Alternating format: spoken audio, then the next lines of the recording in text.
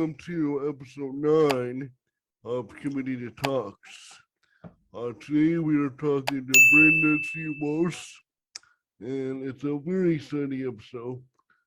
We're going to learn about Brenda and who she is and why she's becoming a politician. So without further ado, let's meet Brenda. Hello, Brenda. How are you doing today? I'm good, Josh. How are you? I'm doing good, thank you. Thank you very much for coming on to the show. Oh, thank you for having me. It's the more we talk about disabilities, or like I like to say, differently abled, the more the word gets out, the better it is. For sure, for sure. Well, I'd like to start off with just like I ask everyone in these interviews. Please, can you tell the listeners a little bit about yourself? Hi. Okay. As Josh said, my name is Brenda Walsh. I grew up like my teen years and all that stuff was here in Kilbride. My mom is from Shea Heights. My dad is from Southside Road. So being in this area it just feels like family to me. And that's why, well, one of the reasons why I totally wanted to run in the municipal was because this whole area feels like family to me. So, and I want to put more emphasis on, I like to call it myself differently abled. And I just want to bring more attention to the differently able groups. And I mean, coming from like a downtown mall or sidewalks and stuff, we all have to use them. And that could be us, differently abled, or an elderly person, or a person with a stroller and stuff. So we all need to use it. Very well said. Now, actually, I have a question I'm just gonna pop in there. Why would you prefer to say differently able over disabled? Many years ago, I was living in Ontario and I worked for Service Canada for 25 years, but I was also very active in my union. And so we were at one conference, we were tasked with coming up with another word or another, what disability means to us kind of thing. And basically when we talked and debated it and stuff, I came up with the word differently abled, because I'm still able. I'm different but then we're all different. It's either we walk with a cane, we run with a chair, or we're just driving the car down the highway. I mean, we're all differently able. So that's why I always like that word. Those two words. Well, that's very well said. Now, would you be comfortable with telling the viewers a little bit about your disability? Oh, yes, I was, oops, sorry, I dropped dead my phone. That's all right. About 25 years ago, I had a few nerve issues going on with my body and stuff. And my doctor sent me for tests and all that stuff. Anyway, it came out that I had multiple sclerosis.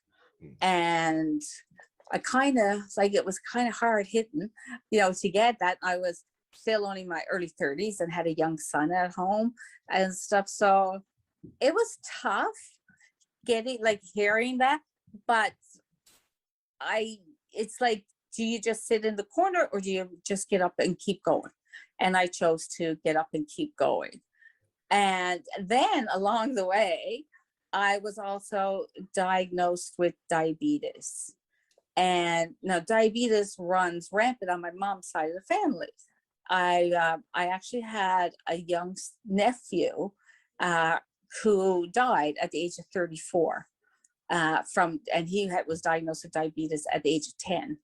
So that one runs in my family. That one, I kind of didn't want to accept that one as much, because I just thought, a person should only have one autoimmune. We shouldn't.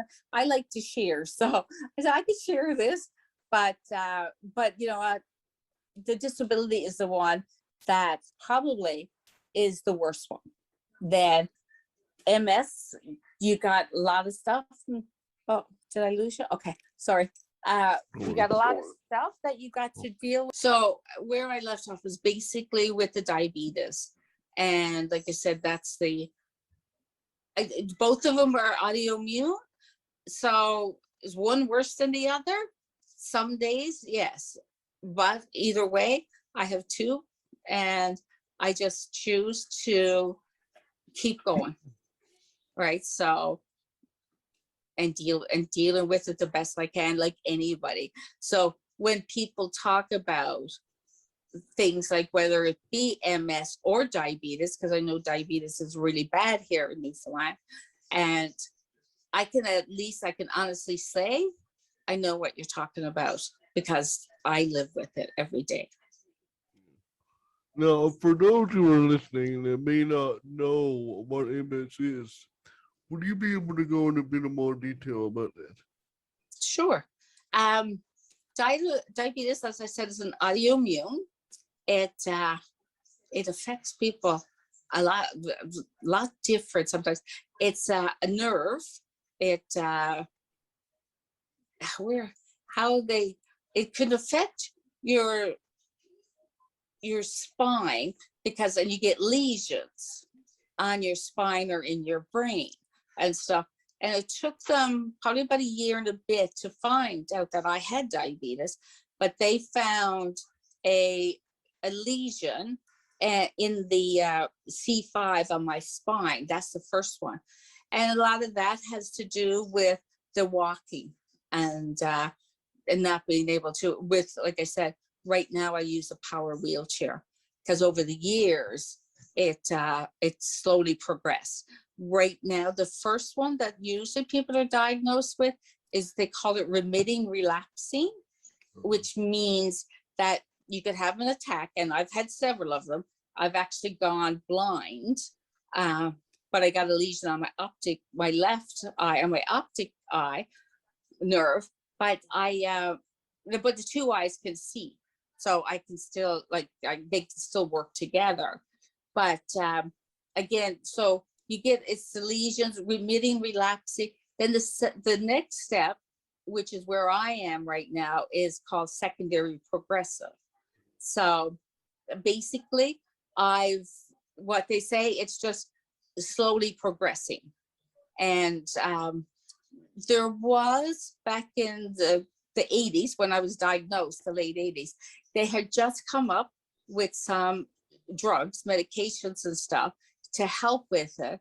But I never really took, like Coboxin or the beta drugs and stuff. I never really took them because I just didn't feel that there was enough studying into them and stuff. So I decided not to take the medications, and I would have progressed either way.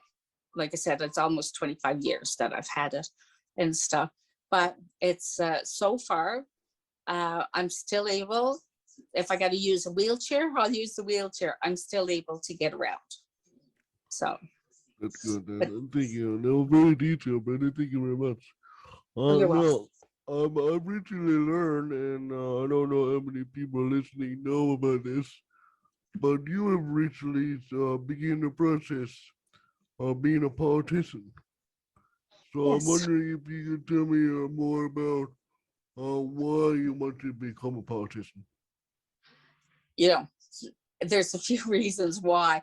I've always wanted to, like I had said earlier, I was very active in my union and stuff, and I was, and that's where I look, because unions and governments, they kind of work the same and stuff. So I guess I learned a lot when I was like a president of my local, and then a chair of the women's committee and stuff. So, and all of this stuff you do in the government also did, so I ran the last two provincials, I ran as the St. John's West NDP rep. And again, the first thing, I guess, reason why I want to bring more attention to people with disabilities or that are differently abled. I still don't think that there's enough information and that we don't talk about it. We're getting better at it, but I don't think that we talked about it enough. And then when the municipal one came up, I like this one better because I find that I'm more at the grassroots and I can do more and I can be out there more actually doing stuff. So I love government. I know lots of people. I was doing an interview about a lot of stuff. The questions came back to us paying taxes, but I think that's one thing we're guaranteed in life. We will always pay taxes. No, taxes and death. You can't escape either one of them. Pardon? I said, taxes or death. You can't escape either one of them. That is so true. Yeah, Yes. that is so true. It kind of brings me into my next question.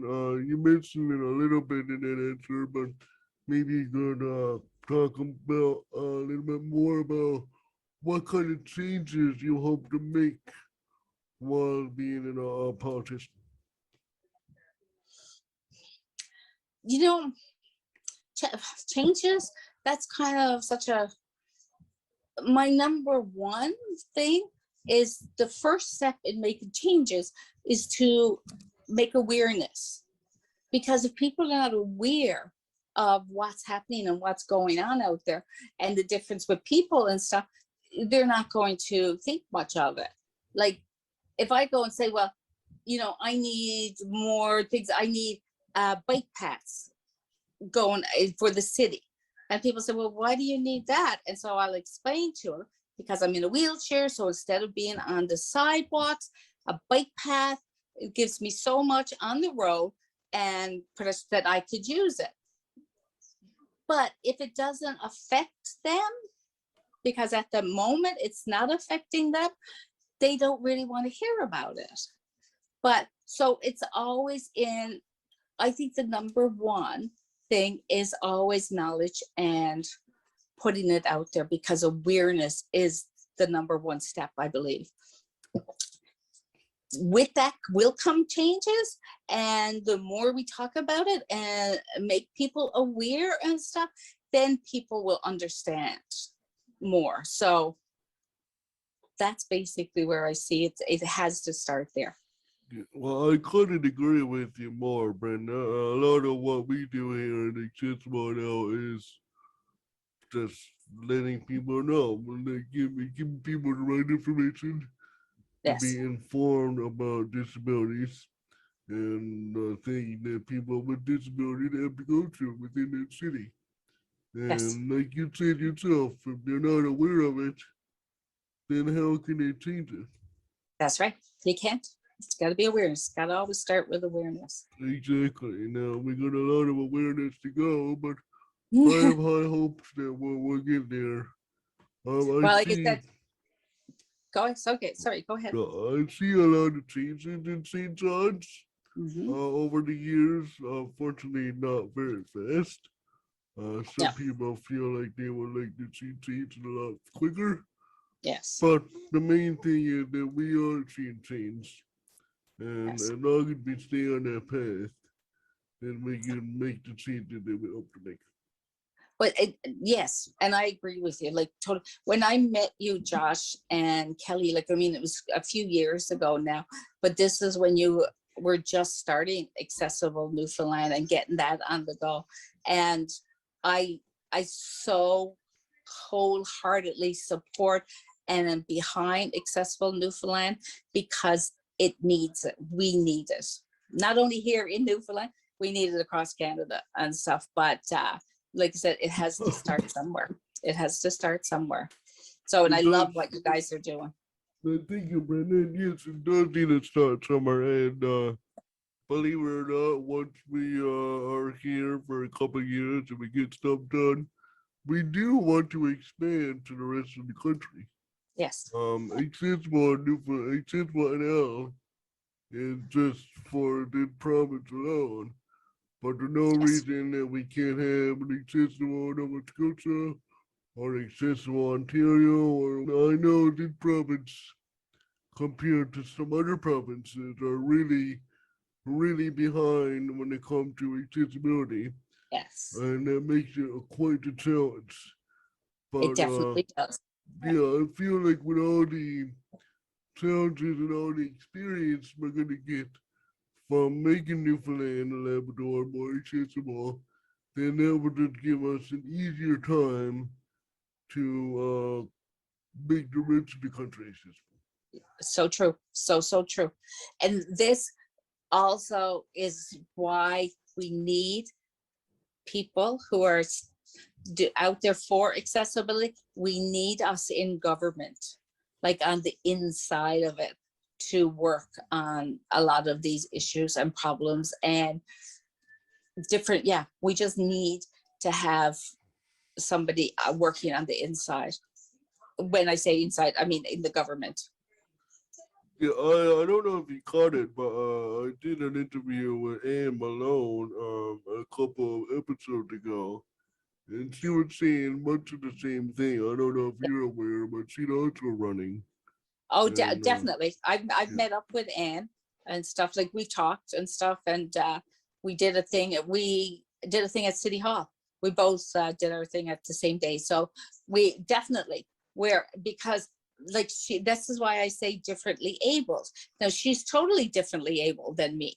She's doing a whole different thing with sight and stuff. Where my thing could be sight because, as I said, I have gone blind and stuff, but hers is total like it's so, but we have to work together and hopefully with both of us running, that both of us get elected, and then it's double whammy and we have two of us in there working. And Anne's a great person. Like I said, I've only met her the one time and stuff. But we have chatted several times and stuff. So yeah, I've been friends of Anne for a while now. Me and her are also on the board of Power Productions. And oh, okay, I'm good. going to say, I think you two are going to get along really well. Oh, Yeah, very much so. Very yeah. much so. And I hope with seeing you and Anne in office, I really hope that inspires more people with a Yes. disability to get into To be politics. very much so. And yeah, because like I said, we need it. And it's not like there's not saying that a full bodied person couldn't do part of they, but they wouldn't understand a disability because Yeah, I don't believe until you live it, you don't it's hard to understand it.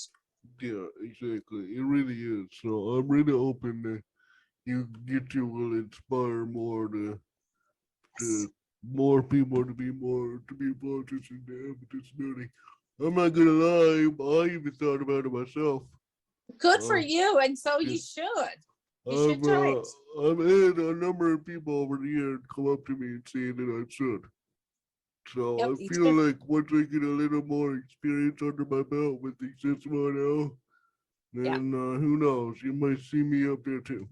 there you go. And that's, and the one thing I wanted to say too, Josh, is to everybody, your listeners and stuff, remember to register and then remember to vote, because the only way we can get any of this stuff done and progress anyway is we need people to vote. Make Like, sure you're out there and voting.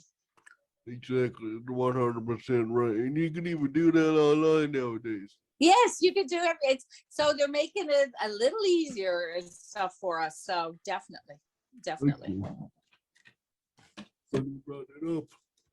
I got this little card in the mail from the city telling me how to vote online. Ah, good for you. Good for So, you. I'm going to get started on that. And I've been keeping up with everything going on in the elections. And, I think I'm ready to vote soon. So for Very good. all you who are worried about not being able to get to the polls, um, you don't need to worry about that. You can do it online, no problem.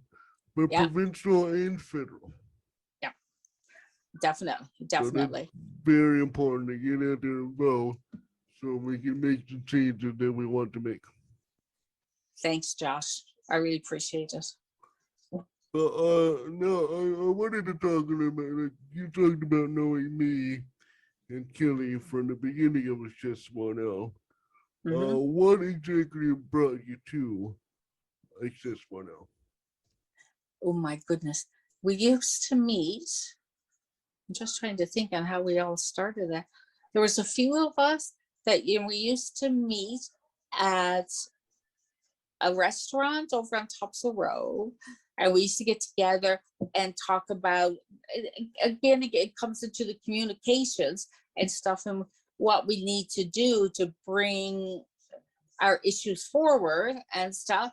And so then we, unfortunately, I ended up in the hospital, and I was in, and this is when I believe Accessible NL took off on its own, kind of, or like it was made up and stuff. I ended up in the hospital. So I was in the hospital for a while and stuff. And then when I got out, I was still having some issues with getting around and stuff. And I won't go into this too long, but just I've been waiting on a power wheelchair, a new one, since November of What? 2020. What? And You've been yes, waiting that long. That's crazy. yes. And it started with the insurance company. And of course, insurance companies, unfortunately, they don't really like to pay out at times and stuff. So we finally got past it and got everything approved and stuff. But there's one more the chair is here on the island. I think it had to be sent in. So it's here on the island, but they had to tweak it a little bit for me to fit me totally. So, but they just took, my OT person just told me on Friday, she said, Brenda, it could be another 4 weeks. And I was like, oh, no, but it is what it is. And unfortunately, because of this old chair that I have to use, I can't sit in it for too long. So it's been hard for me to get out and around a little bit. So I have to be very strategic where I'm going and try to be more in crowds and like it, and or do as much stuff as I can online, because this chair just, and yeah, it's just not, I can't sit in it for more than 2 to 3 hours at a time. Wow. Well, at least you know it's on the island. I know. I got really excited when my OT person called me and said, oh yeah, it's here. And she, so when I went down to have the first fitting at the Miller Center, I actually took pictures. I said, you gotta take pictures of it for me. So at least I can look at it and say, okay, I know it's here. They say, you know how I don't know, Josh, if you used to say this, like we'd say the Cadillac, it was the Cadillac of things. Yeah. I say now it's the Tesla, because the Tesla is supposed to be the number one thing. So I'm going to have the Tesla of wheelchairs. Right on.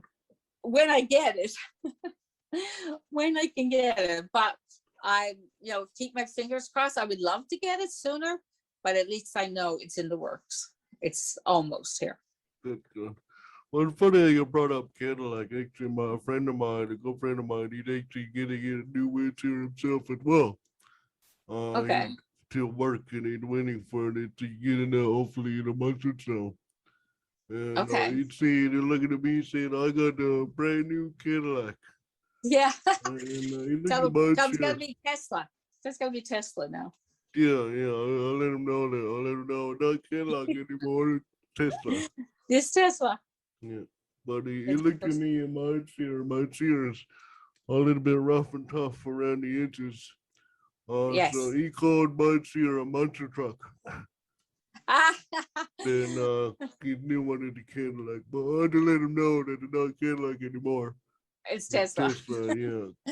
Yeah, that's where we got to stay. I feel so much older at times, but because you guys are all so much younger.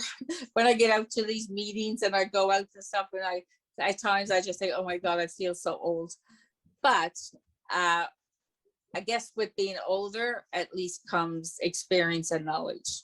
Exactly. I think Yeah. it's very, in a group like this, it's very important to have people of all different ages. Yes. So we can all learn from each other, whether Oh. you're old at the trees or you're born yesterday. That is so true, though, hey? That is so true. And that's why I say we got to get out there. And the more we get out there talking about things, then people will know. Like, we got to get the messages out there. Exactly, yeah, for sure. Now, before I clear this up, Brenda, I wanted to ask one more question. I'm Okay. wondering if you have anything else that you left out that you would like people to know about, any project on the go, any personal stuff you want to talk about, anything at all. Like I said, number one is people have to make sure they get out and vote.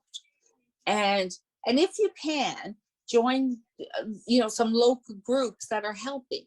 I do, as in Accessible NL. You're doing amazing stuff. But we need to have people out there, and I do understand what it's like to be in a wheelchair and how hard it is sometimes. But if we don't keep moving and we don't get out there and telling our stories and sharing it and joining government, like running in elections, and Josh, I think you would be amazing. So maybe the next one you should definitely throw your hat in. But this is what we have to do. We have to keep talking. We have to keep. One question I have for you, Josh. I love your t-shirt. I can just see. So do you sell those? No, actually, these are old merch. I bought. I'm not gonna lie, I kind of jumped the gun a little bit when it came to the beginning of this one now, and I bought some merchandise. But we're actually thinking of changing our logo soon. Oh. So we're looking to change it up a little bit. So I didn't want to make any more merchandise before we do that. So I still have some merchandise, some shirts, some mugs, and some stuff like that with the old logo on it. And frankly, I don't know what to do with it anymore. I was going to say, well, I can definitely take a shirt or a teacup from you, because in the more even, and this is how we help each other, like the more I get, you promote me and get word out there about this, and I always have to, again, Accessible Newfoundland or NL, I always want to say Newfoundland, but it's just because they work together, and they have to work together and stuff. So maybe the next time I see you, I'll ask you for a t-shirt or something. Yeah, for sure. I can definitely hook you up. I'd love to give you some merch.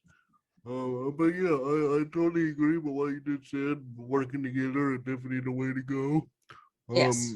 And that's one of the main things we keep our eye on when it comes to accessible now. We want people to know we're not competition, right? Definitely.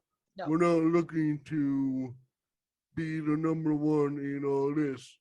We're just looking to help. We're looking to get people together and as a community get stuff done. And you do amazing work. Stuff that I've seen and heard about and stuff, you're doing amazing work.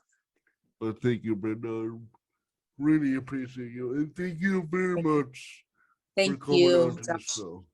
Okay, you're very welcome. Thank you. I'm just going to say it one more time before we go. Don't forget to vote. Don't forget to vote. Okay, thank you, Josh, and thank you to your listeners. Thank you, Brenda. You have yourself a good day. You have a great weekend. Last long weekend. You have a good one. Last long weekend. You too. Thank you. Okay, bye. I see you made it to the end of the video. Why not help us out by hitting that subscribe button and commenting down below to let us know how we did. And I'll see you in the next video.